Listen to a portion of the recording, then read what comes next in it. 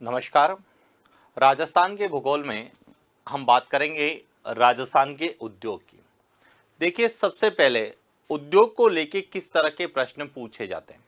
तो राजस्थान के उद्योग के अंतर्गत सबसे पहले जो प्रश्नों का जो श्रृंखला होती है उसमें राजस्थान में उद्योगों के प्रकार पूछे जाते हैं और विशेष रूप से राजस्थान में कच्चे माल पर आधारित यानी कि कच्चे माल की उपलब्धता पर आधारित जो उद्योग है, जैसे कृषि आधारित उद्योग है, खनिज आधारित उद्योग है, रसायन आधारित उद्योग है या अन्य प्रकार के जो उद्योग है उनको लेके ज़्यादा प्रश्न पूछे जाते हैं। और हम राजस्थान के उद्योगों में उन्हीं उद्योगों की ज़्यादा चर्चा करेंगे जो राजस्थान में परंपरागत रूप से यानी प्राचीन काल से चले आ रहे हैं और राजस्थान के आर्थिक विकास में सबसे ज़्यादा योगदान दे रहे हैं। तो शुरू करते हैं राजस्थान के उद्योग।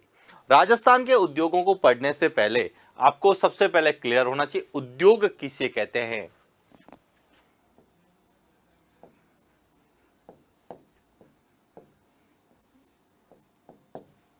उद्योग, तो देखिए उद्योग की आजीविका यापन के लिए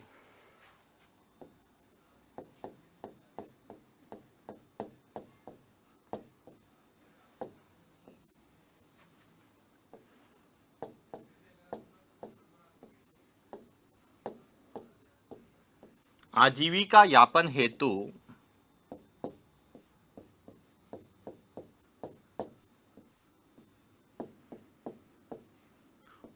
की जाने वाली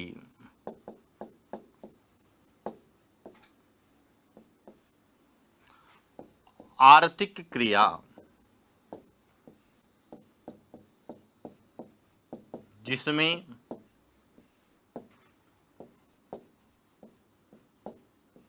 मुद्रा का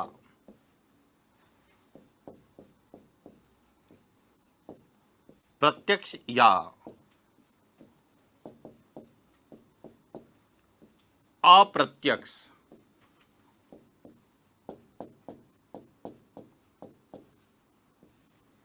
विनिमय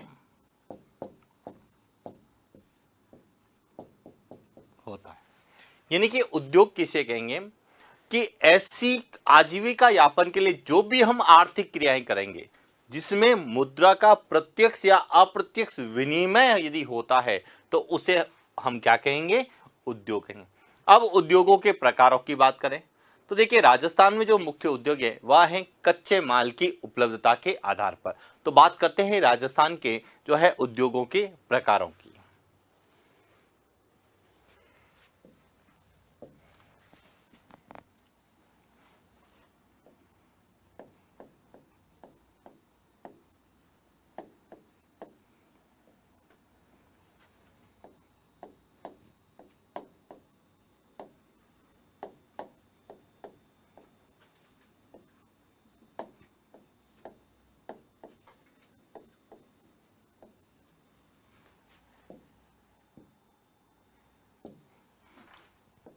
सबसे पहला है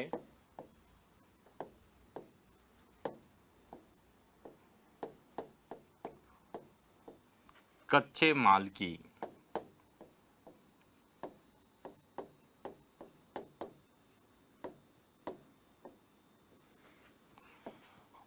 उपलब्धता के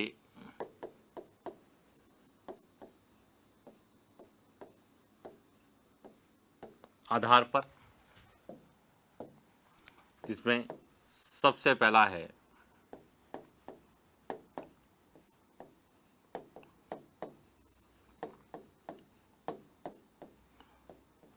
कृषि आधारित,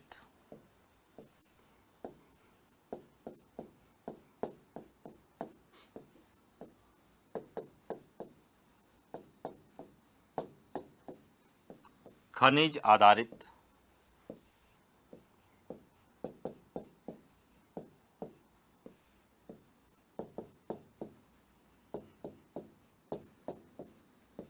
रसायन आधारित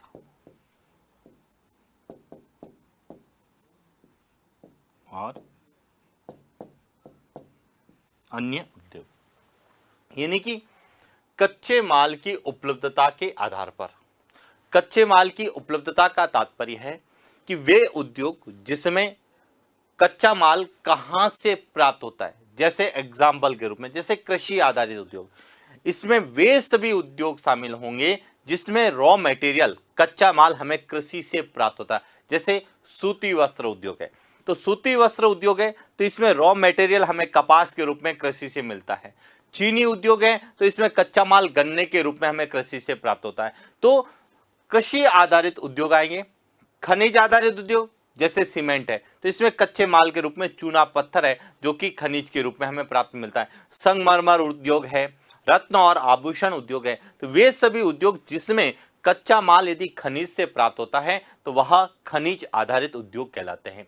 इसके बाद है रसायन आधारित उद्योग, जिसमें कच्चा माल रॉ मटेरियल रसायन के रूप में प्राप्त होता है। जैसे नमक उद्योग है, तो सोडियम क्लोराइड एक रासायनिक पदार्थ है, तो नमक बनाने के लिए सोडियम क्लोराइड की आवश्यकता होगी और सोडियम क्लोराइड रसायन के रूप में हमें प्राप्त होता है। इसीलिए प्रकार जितने भी हमारे रासायनिक खाद बनाने वाले उद्योग है जिन्हें हम फर्टिलाइजर उद्योग कहते हैं, वहां भी हमें जो है कच्चे माल जो रसायन के रूप में प्राप्त होता है। और इसके अलावा कुछ अन्य उद्योग भी है, जैसे इंस्ट्रूमेंटल उद्योग से है, इलेक्ट्रॉनिक्स उद्योग से, कृषि के औजार संबंधी उद्योग है, तो वह सब क्या है, अन्य उद्योग की श्रेणी में आते हैं।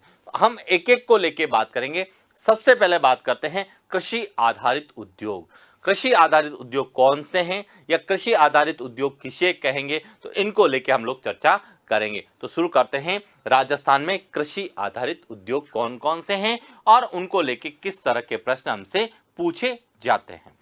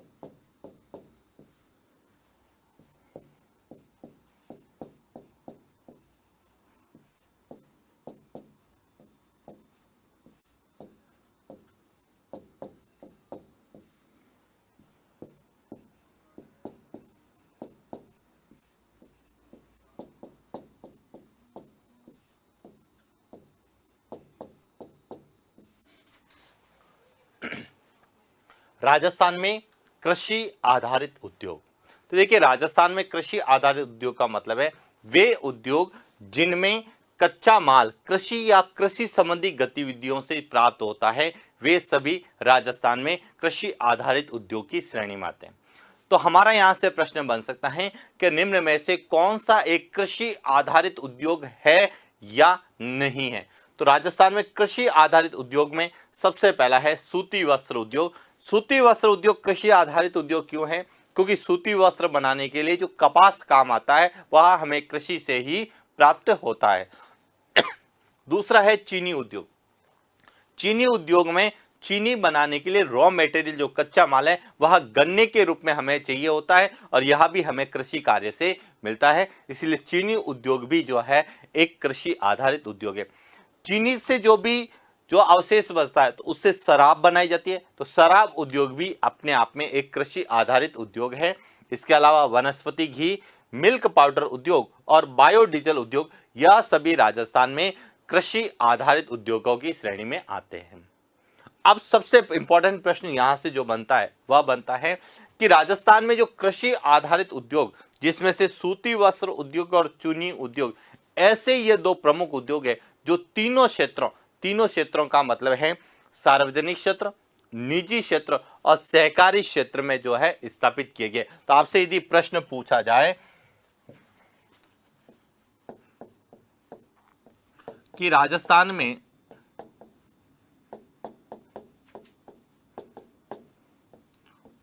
कौन से उद्योग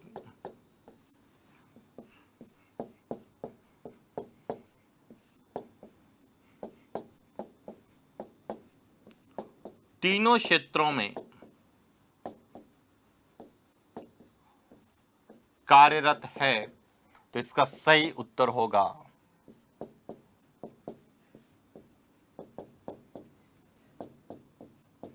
कृषि आधारित उद्योग। कि जो कृषि आधारित उद्योग है यह राजस्थान में तीनों क्षेत्रों में कार्यरत है। और कृषि आधारित उद्योग में भी कौन कौन से? तो सूती वस्त्र उद्योग और चीनी उद्योग, जो यह दोनों उद्योग है यह तीनों क्षेत्रों में कार्यरत है। तीनों क्षेत्र का मतलब है निजी क्षेत्र, उस सार्वजनिक क्षेत्र और सहकारी क्षेत्र में, जिसकी चर्चा हम लोग आगे करने वाले हैं कि इनको जो है निजी क्षेत्र में, सहकारी क्षेत्र में या सार्वजनिक क्षेत्र में कब स्थापित किया गया।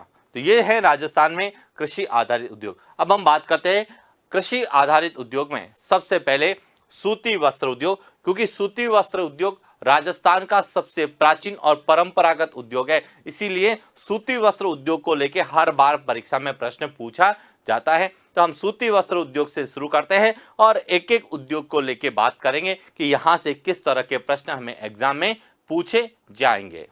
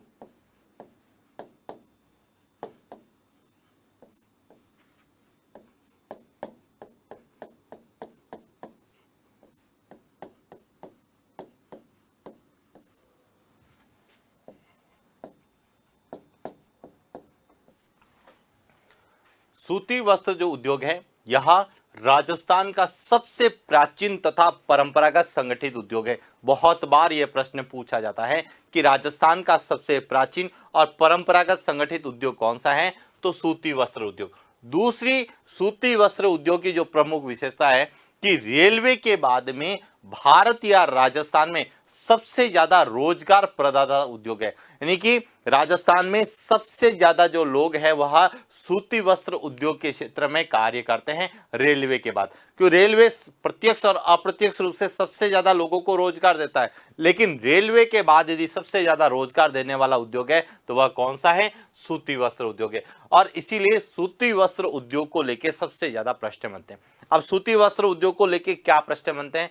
तो प्रश्न सबसे पहला यही बनता है कि राजस्थान में सबसे पहले सूती वस्त्र उद्योग की स्थापना कब और कहां की गई?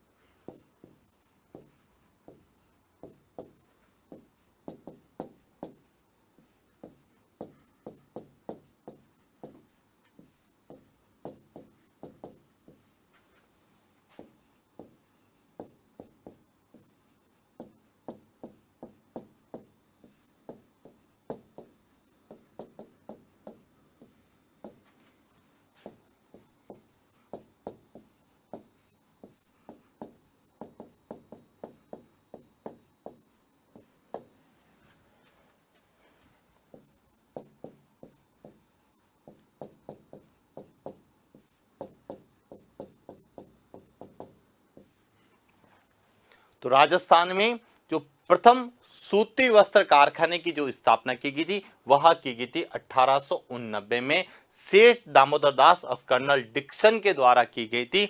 और कहां की गई थी? ब्यावर अजमेर में। और किस नाम से की गई थी? दी कृष्णा मिल्स के नाम से। इसीलिए बहुत बार प्रश्न आता है कि राजस्थान का प्रथम सूती वस्त्र कारखाना कौन सा था? तो दी कृष्णा मिल्स था। इसकी स्थापना कहां की गई? ब्यावर अजमेर में की गई। किसके द्वारा की गई? सेठ दामोदर दास और कर्नल डिक्सन के द्वारा की गई। सामान्यतः सेठ दामोदर दास ज्यादा पूछा जाता है। और कब की गई? तो 1889 में की गई। और 1889 के बाद राजस्थान में जो है निरंतर सूती वस्त्र कारखानों की स्थापना की गई। अब प्रश्न बनता है कि स्वतंत्रता से पूर्व, कि जब भारत आजाद नहीं हुआ था तो स्वतंत्रता से पूर्व राजस्थान में कितने सूती वस्त्र कारखाने कार्यरत थे? तो लगभग 7 सूती वस्त्र कारखाने कार्यरत थे। फिर इसके बाद पूछा था कि किसकी स्थापना स्वतंत्रता के बाद में हुई? तो स्वतंत्रता के बाद में पंचवर्षीय योजनाओं के माध्यम से सूती वस्त्र उद्योग को बढ़ावा दिया। और यह पंचवर्षीय योजनाओं के बाद में भारत का सबसे बड़ा जो है उद्योग के रूप में विकसित भी हुआ। लेकिन कुछ जो है कमियां रही, जिसके कारण धीरे धीरे सूती वस्त्र उद्योग जो है वह कम होता गया, या सूती वस्त्र उद्योग का जो है धीरे धीरे विनाश होता गया। इसके कई कारण हैं। आर्थिक कारण भी है, सामाजिक कारण भी है, राजनीतिक कारण भी है, लेकिन हम उन कारणों की चर्चा नहीं करेंगे। हमें केवल यह पढ़ना है कि सूती वस्त्र उद्योग है जो राजस्थान का सबसे प्राचीन और परंपरागत उद्योग है, तो इसका विकास किस तरह से हुआ। तो एक तो हुआ कि सबसे पहले कौन से सूती वस्त्र कारखाने की स्थापना की गई। अब पूछा जाएगा कि निम्न में से स्वतंत्रता से पूर्व, कि स्वतंत्रता से पूर्व कौन कौन से सूती वस्त्र कारखानों की स्थापना की गई। तो बात करते हैं स्वतंत्रता से पूर्व स्थापित सूती वस्त्र कारखाने।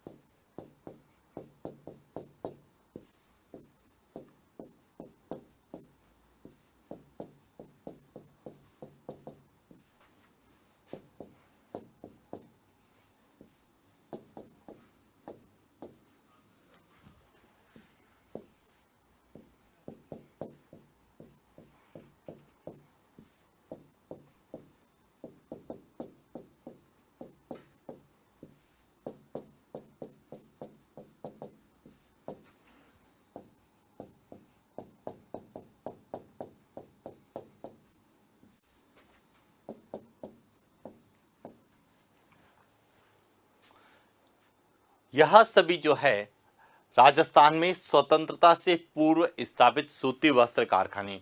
सबसे पहली है दी कृष्णा मिल्स, जिसकी स्थापना ब्यावर अजमेर में 1889 में की गई थी। उसके बाद दी एडवर्ड मिल्स, इसकी स्थापना जो है ब्यावर अजमेर में 1906 में की गई थी। श्री महालक्ष्मी मिल, इसकी स्थापना ब्यावर अजमेर में 1925 में की गई। दी मेवाड़ टेक्सटाइल मिल्स, इसकी स्थापना भीलवाड़ा में 1938 में की गई। महाराजा उमेद मिल्स, इसकी स्थापना पाली में 1942 में की गई। और शार्दुल टेक्सटाइल मिल्स, इसकी स्थापना श्री गंगानगर में 1946 में की गई। इन सभी में वर्तमान में राजस्थान की जो सबसे प्राचीन सूती वस्त्र मिल है, जो वर्तमान में भी कार्यरत है, तो वह है महाराजा उमेद मिल्स। आपसे पूछा जाए कि वर्तमान में राजस्थान की सबसे प्राचीन सूती वस्त्र मिल कौन सी है, तो वर्तमान में राजस्थान की सबसे प्राचीन सूती वस्त्र मिल है वह है महाराजा उमेद मिल्स, जो कि पाली में है और जो कि वर्तमान में भी कार्यरत है। शेष सभी जो है या तो बंद हो चुकी है या इसका अधिग्रहण कर लिया गया है, जिसकी चर्चा हम आगे करने वाले हैं। तो ये थी राजस्थान में स्वतंत्रता से पूर्व स्थापित सूती वस्त्र कारखाने। लेकिन स्वतंत्रता के बाद में भी पंचवर्षीय योजनाओं के माध्यम से, क्योंकि पंचवर्षीय योजना में कृषि और कृषि संबंधी गतिविधियों को जब बढ़ावा दिया गया, तो उसके साथ ही राजस्थान में सूती वस्त्र कारखानों को भी बढ़ावा मिला। तो स्वतंत्रता के बाद में राजस्थान में स्थापित सूती वस्त्र कारखाने कौन से हैं, बात करते हैं स्वतंत्रता के बाद के।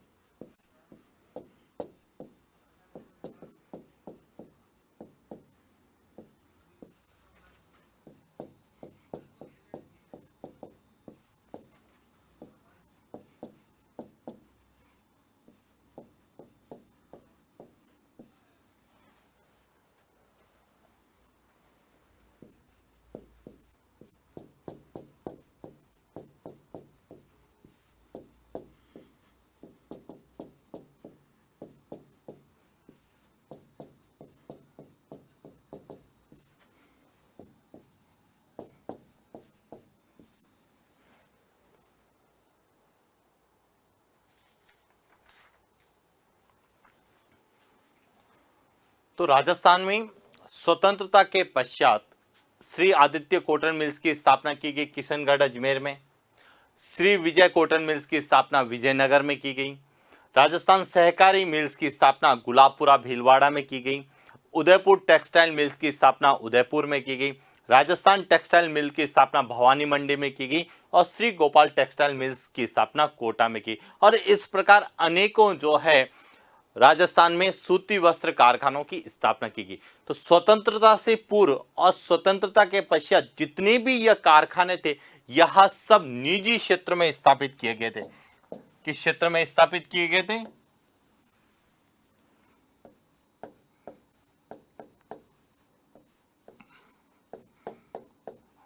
निजी क्षेत्र में स्थापित किए गए थे। प्राइवेट सेक्टर में यह सब स्थापित किए गए थे। लेकिन हम कहते हैं कि सूती वस्त्र उद्योग तीनों क्षेत्रों में कार्यरत था। तो देखिए, पहले यह सब निजी क्षेत्र में स्थापित किए गए। सन 1965 में राजस्थान सरकार के द्वारा जो है सहकारी क्षेत्र में सूती वस्त्र कारखाने की स्थापना की गई और 1965 में सूती वस्त्र उद्योग को सहकारी क्षेत्र का दर्जा भी दिया गया। तो आपसे पूछा जा सकता है कि सूती वस्त्र उद्योग को सहकारी क्षेत्र का दर्जा कब दिया गया? तो 1965 में दिया गया।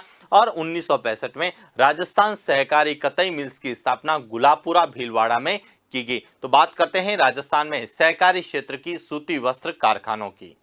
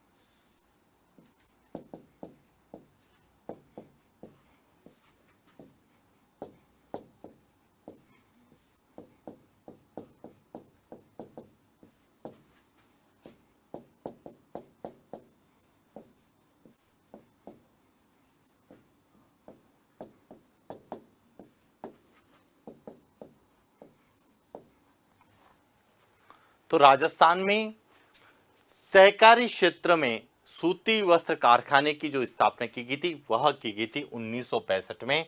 और सहकारी क्षेत्र में पहला कारखाना था राजस्थान सहकारी कतई मिल्स, जिसकी स्थापना गुलाबपुरा भीलवाड़ा में 1965 में की गई। तो आपसे प्रश्न पूछा जा सकता है कि सूती वस्त्र उद्योग को सहकारी क्षेत्र का दर्जा कब दिया गया? तो 1965 में दिया गया।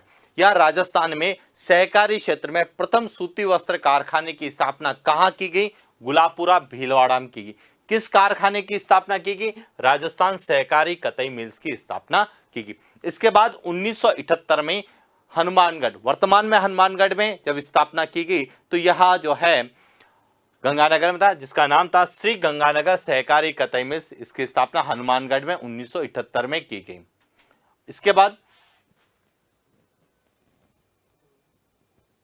इसके बाद गंगापुर सहकारी कताई मिल्स की स्थापना की गई थी गंगापुर भीलवाड़ा में 1981 में। और सहकारी क्षेत्र में राजस्थान में 3 कारखानों की स्थापना की गई है। सबसे पहले राजस्थान सहकारी कताई मिल्स, फिर श्री गंगानगर सहकारी कताई मिल्स और उसके बाद गंगापुर सहकारी कताई मिल्स की स्थापना। इसीलिए सहकारी क्षेत्र का लेके प्रश्न बहुत बार पूछा जाता है।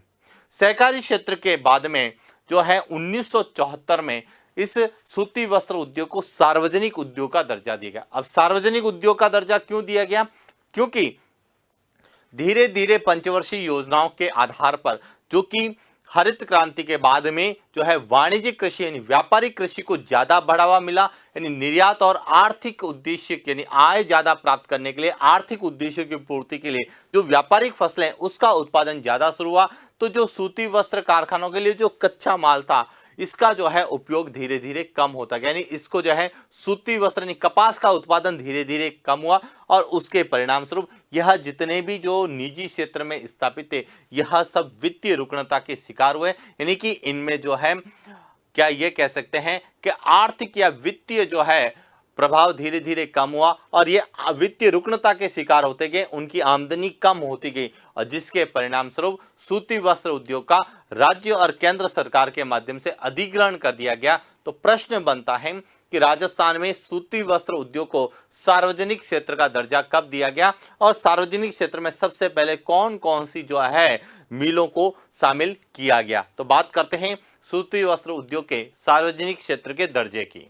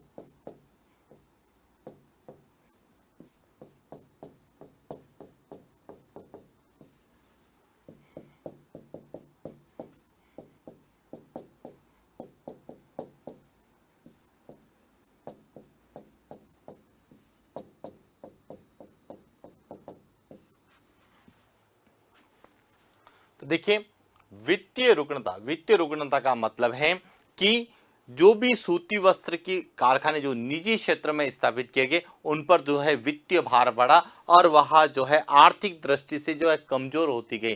तो वित्तीय रुग्णता के कारण जो राष्ट्रीय वस्त्र निगम था उसके द्वारा 1974 में राजस्थान की 3 सूती वस्त्र कारखानों का अधिग्रहण किया गया। तो यहां से जो प्रश्न बनता है कि सूती वस्त्र उद्योग को सार्वजनिक उद्योग का दर्जा कब दिया गया? तो सार्वजनिक उद्योग का दर्जा दिया गया 1974 में। और 1974 में सार्वजनिक क्षेत्र का दर्जा 3 को दिया गया, यानी कि 3 जो निजी क्षेत्र की सूती वस्त्र कारखाने थी, एक थी दी एडवर्ड मिल्स, दूसरी श्री महालक्ष्मी मिल्स और तीसरी श्री विजय कॉटन मिल्स। इन तीनों का जो है राष्ट्रीय वस्त्र निगम द्वारा अधिग्रहण कर लिया गया और जो है सूती वस्त्र उद्योग को सार्वजनिक क्षेत्र का दर्जा दिया गया। इसका मतलब पहले निजी क्षेत्र में कार्य थी, उसके बाद सहकारी क्षेत्र में, और 1974 के बाद में यह सार्वजनिक क्षेत्र में आई। और इसीलिए हम कहते हैं कि सूती वस्त्र उद्योग ऐसा उद्योग है जो तीनों क्षेत्रों में कार्यरत है। अब जब 3 क्षेत्र हो गए, तो एक निजी क्षेत्र, एक सहकारी क्षेत्र और एक सार्वजनिक क्षेत्र, तो इन सूती वस्त्र कारखानों के नियंत्रण और संचालन के लिए एक संस्था की स्थापना की, जिसको लेके बहुत बार प्रश्न आता है, जिसे कहते हैं स्पिन फेड। आपसे पूछा जा सकता है कि स्पिन फेड की स्थापना कब, कहां और किस उद्देश्य से की गई। तो बात करते हैं स्पिन फेड की।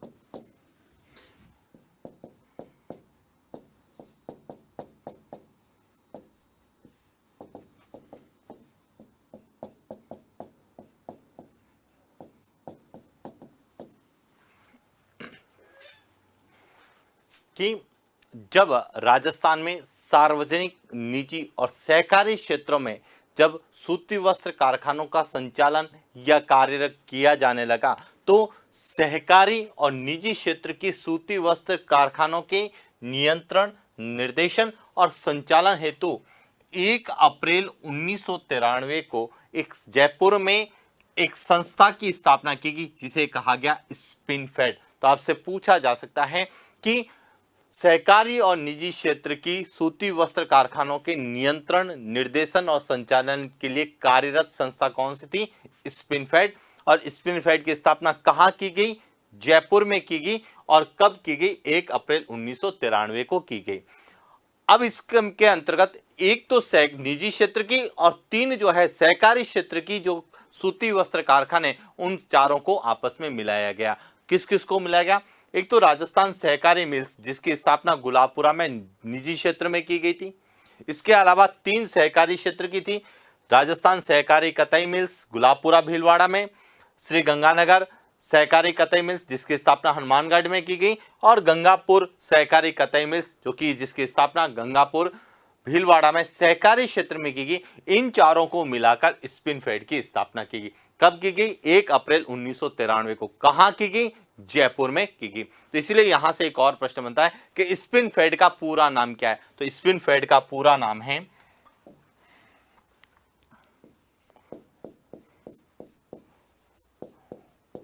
राजस्थान राज्य सहकारी स्पिनिंग एंड जिनिंग मिल्स संघ।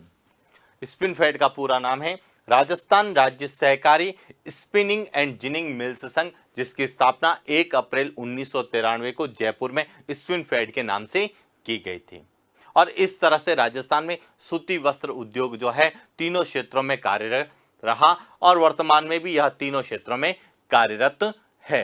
अब यहां से कुछ प्रश्न जो बनते हैं कि जब भारत आजाद नहीं हुआ, यानी कि स्वतंत्रता से पूर्व राजस्थान में 6 कारखानों की स्थापना की गई थी, 7वां जो है कोटा में स्थापित किया गया। यानी कि स्वतंत्रता से पूर्व राजस्थान में 7 सूती वस्त्र कारखाने थे, लेकिन वर्तमान में सूती वस्त्र कारखाने जो बड़े कारखाने वहां लगभग 34 है।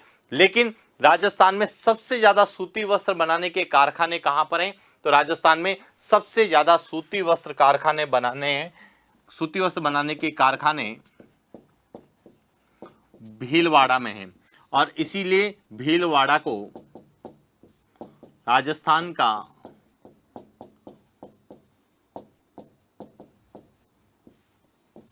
मैनचेस्टर कहा जाता है। आपसे पूछा जा सकता है कि राजस्थान का मैनचेस्टर किसे कहते हैं? भीलवाड़ा को कहते हैं। क्यों कहते हैं? क्योंकि भीलवाड़ा में राजस्थान में सबसे ज्यादा सूती वस्त्र बनाने के कारखाने हैं और इसे टेक्सटाइल सिटी का भी दर्जा दिया गया, यानी वस्त्र नगरी भी पूछा जाए तो किसे कहते हैं? भीलवाड़ा को वस्त्र नगरी या टेक्सटाइल सिटी का दर्जा भी किसे दिया गया है? भीलवाड़ा को दिया गया। और यहां तक कि भारत सरकार के द्वारा भीलवाड़ा का जो है वस्त्र निर्यातक शहर का भी जो है दर्जा दिया गया है। तो आपसे पूछा जाए कि राजस्थान में वस्त्र निर्यातक शहर का दर्जा किसे दिया गया है? तो वस्त्र निर्यातक शहर का दर्जा भी भीलवाड़ा को दिया गया, क्योंकि राजस्थान में सबसे ज्यादा सूती वस्त्र बनाने के कारखाने कहां पर है? भीलवाड़ा में। भारत में बात करते हैं तो भारत में सबसे ज्यादा सूती वस्त्र बनाने के कारखाने अहमदाबाद में हैं, इसीलिए अहमदाबाद को भारत का मैनचेस्टर कहा जाता है। उत्तर भारत में सबसे ज्यादा सूती वस्त्र बनाने के कारखाने कानपुर में हैं, इसलिए उत्तर भारत का मैनचेस्टर कानपुर को कहा जाता है। और दक्षिण भारत में सबसे ज्यादा सूती वस्त्र बनाने के कारखाने कोयम्बटूर तमिलनाडु में, इसीलिए दक्षिण भारत का मैनचेस्टर कोयम्बटूर तमिलनाडु को कहा जाता है। तो यह भी प्रश्न कई बार हमें उपनाम को लेके या शहरों के जो अन्य नाम है उसको लेके प्रश्न पूछे जा सकते हैं। तो ये था हमारे राजस्थान में पूरा सूती वस्त्र उद्योग, जो कि तीनों क्षेत्रों में, और राजस्थान का सबसे प्राचीन और परंपरागत संगठित उद्योग जो है वह था सूती वस्त्र उद्योग। और सूती वस्त्र उद्योग के बाद में कृषि आधारित दूसरा जो सबसे प्रमुख उद्योग है वह है चीनी उद्योग। तो बात करते हैं चीनी उद्योग की।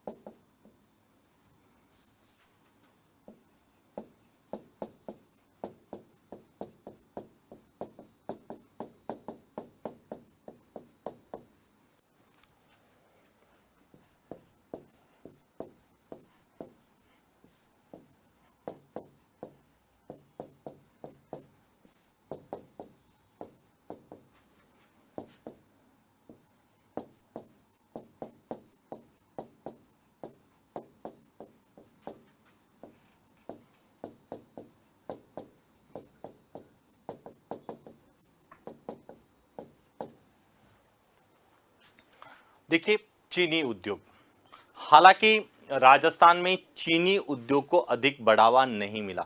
चीनी उद्योग को अधिक बढ़ावा नहीं मिलने का सबसे प्रमुख कारण है कि राजस्थान का अधिकांश भाग उपोष्ण कटिबंध में स्थित होना, यानी कि राजस्थान की अक्षांशीय स्थिति।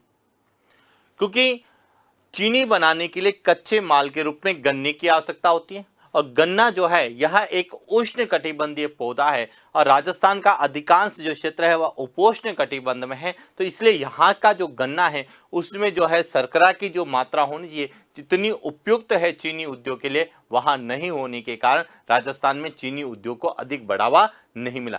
लेकिन उसके बावजूद भी चीनी उद्योग राजस्थान का कृषि आधारित दूसरा सबसे बड़ा उद्योग है। सबसे बड़ा तो है सूती वस्त्र उद्योग, और सूती वस्त्र उद्योग के बाद में दूसरा जो है वह है चीनी उद्योग। और चीनी उद्योग भी सहकारी क्षेत्र, निजी क्षेत्र और सार्वजनिक तीनों क्षेत्रों में कार्यरत राजस्थान का दूसरा सबसे बड़ा उद्योग है। और राजस्थान में जो सबसे पहले चीनी बनाने के कारखाने की स्थापना 1932 में दी मेवाड़ शुगर मिल के नाम से भोपाल सागर चित्तौड़ में की गई थी, और यह जो था यह निजी क्षेत्र में स्थापित किया गया था।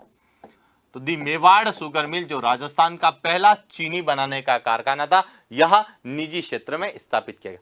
दूसरा जो राजस्थान में जो कारखाना था, इसकी स्थापना 1956 में दी गंगानगर शुगर मिल के नाम से गंगानगर में की गई थी, और यह जो है यह सार्वजनिक क्षेत्र का था, गवर्नमेंट के द्वारा या राज्य सरकार द्वारा जो है स्थापित था। हालांकि 1937 में बीकानेर इंडस्ट्रियल कॉरपोरेशन के नाम से एक निजी क्षेत्र के चीनी बनाने के कारखाने की स्थापना की गई थी। उसी को 1956 में राजस्थान सरकार के द्वारा अधिग्रहण कर दिया गया और उसका नाम कर दिया गया दी गंगानगर शुगर मिल। तो दी गंगानगर शुगर मिल की स्थापना 1956 में सार्वजनिक क्षेत्र में की गई थी। पहले यह बीकानेर इंडस्ट्रियल कॉरपोरेशन के नाम से जो है निजी क्षेत्र में कार्यरत था। इसीलिए हम कहते हैं कि दी गंगानगर शुगर मिल जो गंगानगर में स्थापित किया गया था, यह सार्वजनिक क्षेत्र में स्थापित किया गया था 1956 में। और इसके बाद तीसरा और प्रमुख कारखाना 1965 में केशोराय पाटन शुगर मिल के नाम से केशोराय पाटन बूंदी में स्थापित किया गया था और यहां जो है सहकारी क्षेत्र में स्थापित किया गया था।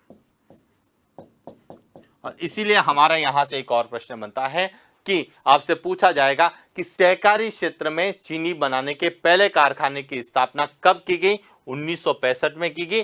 कहां की गई? केशोराय पाटन बूंदी में की गई।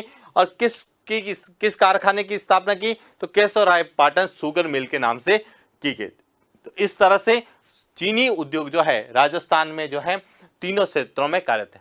अब हमने पहले बात की थी कि राजस्थान में जो है उच्च क्वालिटी का या उत्तम किस्म का गन्ना नहीं होने के कारण यहां पर चुकंदर से चीनी बनाने का जो है संयंत्र लगाया गया था। तो सन 1968 में 1968 में जो दो गंगानगर शुगर मिल है, इस गंगानगर शुगर मिल में चुकंदर से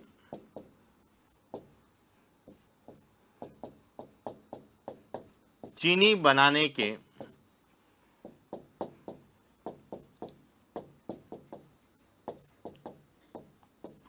एशिया के पहले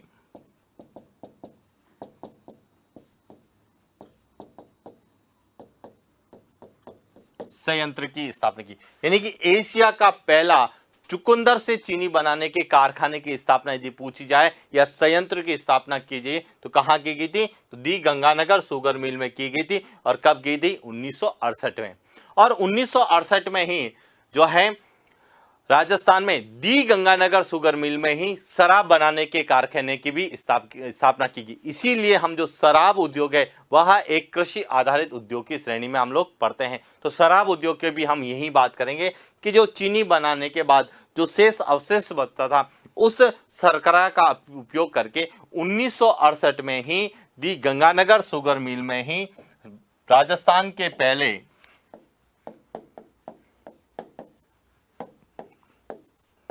प्रथम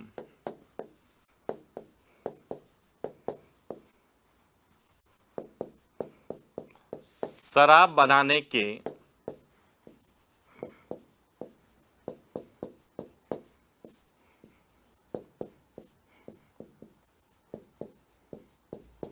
कारखाने की स्थापना की गई। कब की गई? 1968 में। कहां की गई? तो दी गंगानगर शुगर मिल में ही की गई।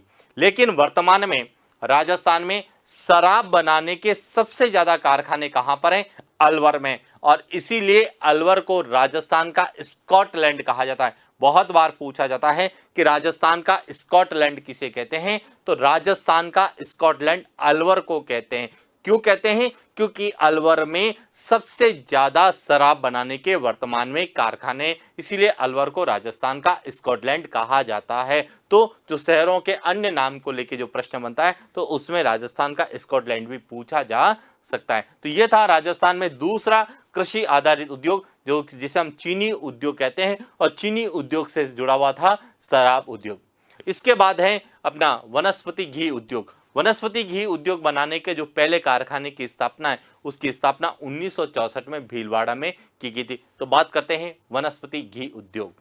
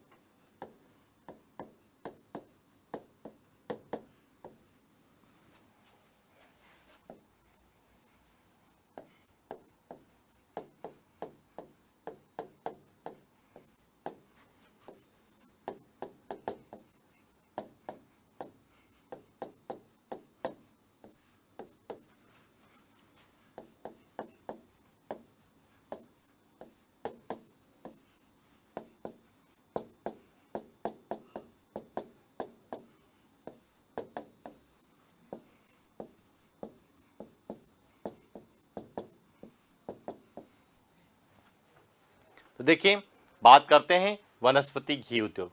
देखिए वनस्पति घी जिसको हम डाल्टा घी कहते हैं, तो वनस्पति घी बनाने के प्रथम कारखाने की स्थापना 1964 में भीलवाड़ा में की गई थी। और वर्तमान में वनस्पति घी बनाने के मुख्य रूप से 6 कारखाने, जिसमें से 4 जयपुर में हैं, एक चित्तौड़गढ़ में और एक भीलवाड़ा। इसके बाद है मिल्क पाउडर कारखाना।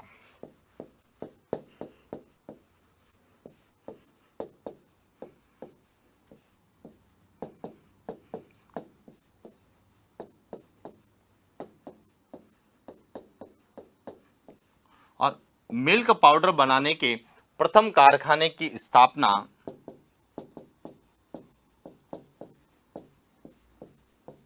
15 जुलाई 2011 को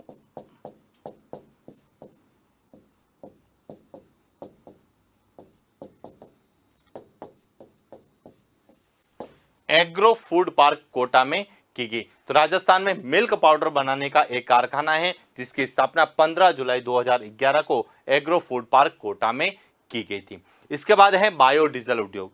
देखिए बायोडीजल उद्योग जो है राजस्थान में अभी विकसित नहीं हुआ है। हालांकि बायोडीजल उद्योग एक कृषि आधारित उद्योग है, लेकिन बायोडीजल बनाने के अभी कारखानों की स्थापना नहीं की गई है। यद्यपि राजस्थान में बायोडीजल के लिए जेट्रोपा की हम लोग खेती करते हैं, जिसे हम होबा, जोजोबा, रतनजोत या पीला सोना कहते हैं, उसके लिए जो है कृषि फार्म की स्थापना की गई है। और यह सबसे पहले जो है गाजरी के द्वारा इजराइल से लाया गया था। लेकिन वर्तमान में बायोडीजल बनाने का राजस्थान में कोई भी बड़ा कारखाना नहीं है। तो ये थे राजस्थान में समस्त कृषि आधारित उद्योग, जिसमें सबसे पहले हम बात की सूती वस्त्र उद्योग की, उसके बाद हमने की दूसरा जो प्रमुख है चीनी उद्योग, और चीनी उद्योग से ही शराब उद्योग, वनस्पति घी उद्योग और मिल्क पाउडर उद्योग। तो आज के लिए इतना ही। शेष करेंगे नेक्स्ट क्लास, जिसमें हम खनिज आधारित उद्योग और रसायन आधारित और अन्य उद्योगों की बात करें। तो आज के लिए इतना ही। Thank you.